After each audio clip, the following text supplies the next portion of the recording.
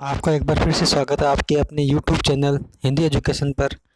अपने लेखक परिचय का जो टॉपिक चल रहा है उसके अंदर मैं पहले दो लेखकों का परिचय करवा चुका हूँ। महादेवी वर्मा है और जैनेंद्र है। उसके बाद में नंबर 3 पर जो आते हैं वो धर्मवीर भारती आते हैं। उनके बारे में आज अपने पढ़ेंगे, ठीक है ना। तो ढंग से अच्छे से वीडियो को देख लेना और समझ लेना अच्छे से, ठीक है। और शुरू करता हूँ मैं वीडियो को समय को ख़राब ना करते हुए। जन्म इनका हुआ था 1926 में। नाम इनका धर्मवीर भारती है, ठीक है ना। और इलाहाबाद में इनका जन्म हुआ था 1926 में। निधन इनका हुआ था जो 1997 1997 में मुंबई में, ठीक है।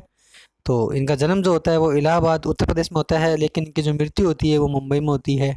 तो माता का नाम श्रीमती चंदा देवी और पिता का नाम श्री चिरंजीव लाल वर्मा, ठीक है। तो माता का नाम क्या है? श्रीमती चंदा देवी। और उसके बाद में पिता का नाम है चिरंजीव लाल वर्मा। उसके बाद में शिक्षा की बात करें तो प्रारंभिक शिक्षा जो थी वो इलाहाबाद के डीएवी कॉलेज एवं उच्च शिक्षा जो हुई थी वो इलाहाबाद विश्वविद्यालय से संपन्न हुई थी। मतलब उत्तर प्रदेश में रहकर ही इन्होंने अपनी शिक्षा संपूर्ण या पूरी की थी। प्रमुख जो रचनाएं हैं उनकी बात करें तो कनुप्रिया है, सात गीत वर्ष है। उसके बाद ठंडा लोहा ये कविता संग्रह है इनके। उसके बाद में बंद गली का आखिरी मकान ये इनका कहानी संग्रह है। सूरज का सातवां घोड़ा, गुनाहों का देवता ये उपन्यास है। अंधा युग गीति नाट्य है, ठीक है ना।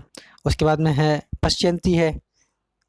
पश्चिंती कहनी अन कहनी है, मानव मूल्य और साहित्य, ठेले पर हिमालय ये निबंध संग्रह है इनके, बहुत ही ज़्यादा फेमस है, ठीक है ना। अंधा युग इनका बहुत ज़्यादा फेमस है। पेपर में पूछा जा सकता है अंधा युग किसकी रचना है, तो आप बता सकते हो कि धर्मवीर भारती की रचना है। उसके बाद में प्रमुख जो सम्मान मिला था उसकी बात करें तो पद्मश्री, व्यास सम्मान एवं साहित्य के कई अन्य राष्ट्रीय पुरस्कार मिले थे इनको।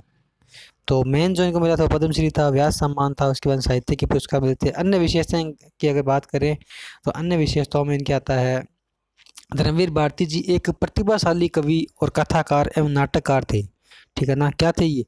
कवि भी थे, कथाकार भी थे और नाटककार भी थे। मतलब नाटकों की रचना भी इन्होंने की है धर्मवीर भारती ने।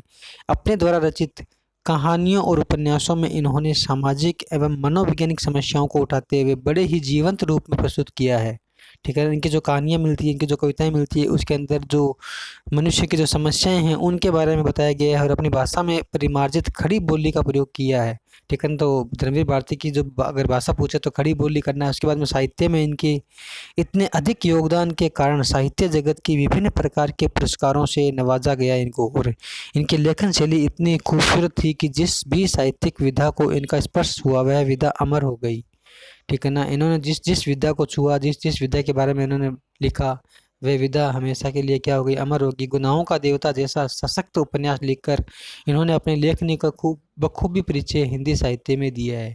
तो गुनाहों का देवता इनका बहुत ज़्यादा प्रसिद्ध है। गुनाहों का देवता किसके द्वारा रचा गया, ऐसा प्रश्न पूछा जा सकता है तो आप बताना कि धर्मवीर भारती, ठीक है ना। अब गुनाह है और देवताओं की बात करेंगे तो धर्म की बात आ ही जाएगी। उसके बाद में गुनाह वही करेगा जो वीर होगा, ठीक है ना। तो ये ध्यान रखना, गुनाहों का देवता तो धर्म भी की बात है, ये गुनाह वगैरह धर्म की बात है तो धर्मवीर भारती द्वारा लिखा गया, ऐसे याद रह जाएगा। उसके बाद में इनकी कविताओं में रागत्व की रमणीयता के साथ, मतलब रागत्व का मतलब होता है राग से ये कविताएं अपने लिखते थे। बौद्धिक उत्कर्ष की आभा दर्शनीय है, ठीक है ना।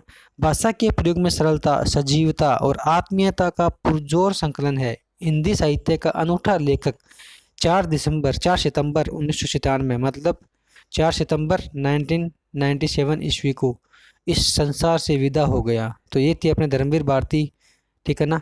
तो इनको अच्छे से ध्यान से रखना, याद रखना है इनको, बहुत फेमस है। जन्म की बात कर लेते हैं एक बार, इनके जन्म की दोबारा से मैं रिपीट करा देता हूँ। जन्म इनका सन 1926 में, याद रखना।